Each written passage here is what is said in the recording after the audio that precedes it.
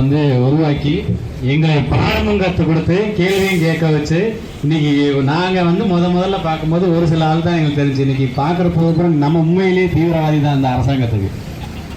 அந்த அளவுக்கு நாங்கள் உருவாக்கி எங்களை கற்பனைகளில் என்னெல்லாம் வருதோ அதெல்லாம் எழுதி போட்டு நாங்கள் ஒவ்வொன்றா தகவலை பெற்று இவ்வளோ தூரத்துக்கு வந்து நாங்கள் ஒவ்வொரு செயல்பாட்டையும் இந்திய அரசியலை வந்து இயக்கி கொண்டிருக்கிறது இந்த ஆர்டிஐ குழு தான். ஏன்னா இவன் இப்படியெல்லாம் கேள்வி கேட்குறேன், இவனுக்கு எப்படி பதில் கொடுக்குறது இப்போ தான் அவங்க புக்கை படிக்க ஆரம்பிச்சிருக்காங்க. தமிழ்நாடு அரசு வந்து நாங்கள் இந்த ஜவஹர் அலி ஐயா நானும் வந்து ஒரு 3 மாதத்துக்கு முன்னாடி சென்னையில் நாங்கள் மீட் பண்ணோம். எப்படி அப்படின்னா நானும் எங்கள் ஊரில் தொடர்ந்து இந்த கல்குவாரிக்கு போராடிட்டு வர்றோம். நாங்கள் கீழ் மட்டத்தில் விஓ தாசில்தார் இப்படி வட்டமாக வந்து மேல் மட்டத்தில் வந்து இன்னைக்கு பார்த்தீங்க அப்படின்னா சென்னையில் சியா கனிமத்து மாசு கட்டுப்பாட்டு வாரியம் சென்னையில் இருக்குது. அங்கே வந்து நாங்கள் உண்ணாவிரதம் இருந்தோம். அந்த டயத்தில் தான் நாங்கள் ஐயா ஜவஹர் அலி ஐயாவை நாங்கள் நேரில் பார்த்தோம். அன்னைக்கு கூட அந்த கூட்டத்தில் அவரை கருத்தை முன் வச்சாரு. இந்த உயிர் வந்து சமூக ஆர்வலர்ன்றது உடனே வராது. இது இங்கே இருக்கிற கல் செடிகளுக்கு இடையில நல்ல ஒரு ரத்தமாக இருந்தது மட்டும்தான் இங்கே வெளியில் வருது. இதுதான் உண்மை. நாங்கள் எங்கள் உயிர் போன மாதிரி நானும் தாக்கப்பட்டேன். இன்னைக்கு தப்பிச்சு வந்துட்டேன். ஆனால் இந்த இடத்த விட்டு நாங்கள் மாறவே போகிறதில்ல. காசோ பணமோ லஞ்சமோ எங்களை எதை கொடுத்தாலும் வாங்க முடியாது. நீங்கள் சும்மா இந்த மக்களாச்சு அந்த ஆச்சுன்னு வாயில் சொல்றது இல்லை. மக்களுக்கு ஒன்றுன்னா ஓடோடி வருவோம். காசு இல்லாட்டியும் பக்கத்துல இருந்து வாங்கிட்டு வரோங்க. நாங்களா இங்கே இந்த லஞ்ச பணத்தை வாங்கிட்டு வியோ சர்வேர் நீங்கள் எல்லா வீட்லையும் போய் ஆய்வு பண்ணணும்.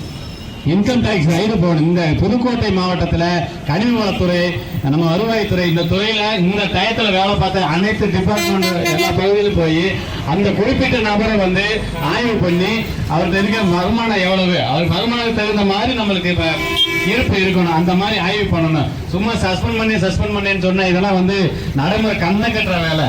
அவர் முழுமையை வந்து பணி நீக்கம் பண்ணணும். பணியிடை நீக்கம் பண்ணக்கூடாது, பணி நீக்கம் பண்ணணும். சும்மா சமூக ஆர்வலர்னா நான் உண்மையை சொல்றேன். சமூக ஆர்வலர்களுக்கு வந்து வரிவிலக்கு இனிமேல் விதிக்கணும்னு சொல்லி சட்டம் ஏற்ற வேண்டும். ஒரு தனி மனிதன் என்னைக்கு வந்து ஒரு புதுநலமான விஷயங்களை கேள்வி கேட்கணும்னு சொல்லி சட்டம் 51 எழுதுனீங்கல்ல, அதே சமூக ஆர்வலராக ஒரு தனி மனிதன் கேள்வி எழுப்பும் போது வந்து அவனை பாதுகாக்கக்கூடிய சட்டம் அரசே ஏற்கணும். சும்மா சட்டத்தை மட்டாவை போட்டு மேலே எழுதி வச்சுட்டு அதை கடைபிடிக்கிறவனை கொண்டுட்டா அப்புறம் என்ன அரசு? இந்திய அரசு சட்டம் பாதுகாக்க சமூக வந்து எங்கெல்லாம் இப்போ ஒண்ணு இல்ல. என்ன இந்த உயிரில் இந்த புதுக்கோட்டை மாவட்டத்தில் கொண்டுட்டு கூட இங்க இருக்க மாவட்ட ஆட்சியர் அப்படி பேர் சொல்லி பறிமுதல் பண்ணுங்க. ஒவ்வொரு சமூக இழந்தாதான் நடவடிக்கை எடுக்கப்படணும். அப்புறம் எதுக்கு மனு கொடுக்குற குறைதீர்ப்பு நாள்? திங்கக்கிழமை ஆனா குறைதீர்ப்பு நாள், கலெக்டர் பெட்டிஷன், மண்டே பெட்டிஷன், விவசாய குறைதீர்ப்பு நாள். இதில் தனியும் கிராமத்துல வந்து நம்ம கிராமத்தில் வந்து இப்போ கலெக்ட் பண்ணுவோம். சிஎம் வந்து முதல்ல ஒரு பெட்டிஷன் போட்டிருக்காரு. என்ன போட்டிருக்காருன்னா ஒவ்வொரு கிராமத்திலையும் வந்து நேரடியாக கலெக்டர் ஆய்வு பண்ணி மனுக்கள் வாங்குறாங்க. எத்தனை மனுங்க? ஒரு 137 மனு நான் கொடுத்துருக்கேன். இன்னும் எங்க ஊர்ல எந்த நடவடிக்கை எடுக்கல. அப்புறம் என்னத்துக்கு உங்களுக்கு அரசியல்வாதின்னு சொல்லி ஒரு முதலமைச்சர் பட்டம் இவங்கெல்லாம் வேலையை ராஜினாமா பண்ணிட்டு போங்க. ஒரு சாதாரண கனிம வளம்னு எல்லாரும் நினைக்கிறீங்க.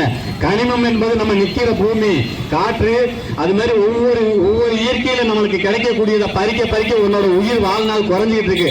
நீ ஏசியில வாழ்றதுக்கு நாங்க தூசியிலையும் கனிமங்களை அள்ளியும் அதுக்குள்ள இருக்க பாடுபட்டு வழியில நாங்க செத்து வாழ்ந்துட்டு இருக்கோம். இவர் அங்க இருந்து டாடா காமிச்சிட்டு இருக்காரு. இங்க 3 பொம்பளை பிள்ளைங்களை விட்டுட்டு ஒரு தகப்பன் சமூக ஆர்வலர் ஆறானா அவங்க இயற்கையின் மேல வச்சிருக்க ஆர்வம் என்ன, அதை காப்பாற்றணுன்ற கொள்கை என்ன?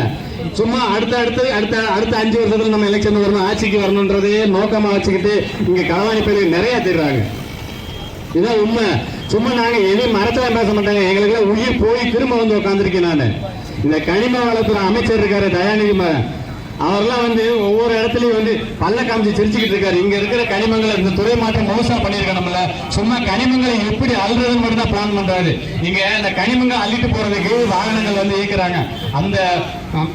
அந்த டிபார்ட்மெண்ட்காரங்க என்ன சொல்றாங்கன்னா ஒவ்வொரு மாதமும் தாசில்தாருக்கு வந்து 1 லட்சம் ரூபாய் பணம் கொடுக்குறாங்க. ஒரு கல்குவாரிக்கு லாரிகள் வந்து இயக்கப்படக்கூடிய சங்கங்கள் அப்படியே பகிரங்கமா சொல்லுது. இது வெக்கமா இல்லையா அந்த அரசுக்கு? ஒவ்வொரு வாரமும் வந்து ஒவ்வொரு மாதமும் 1 லட்சம் ரூபாய் தாசிலா இருக்கு. உருப்படியே சொல்றாரு. அதன் அடிப்படையிலாவது யார்கிட்ட கொடுத்து அவர் அவ்வளவு சாட்சி கொடுக்குறாரு. இன்னொரு விஷயம், இந்த கனிம வளங்களை அள்ளிட்டு போற லாரிக்கு இவ்வளவு தூரம் நம்மளுக்கு வந்து எந்திரங்கள் மயமாயிடுச்சு. அதே மாதிரி மின்னணு முறைகள் வந்துருச்சு. இன்னமும் இந்த கனிம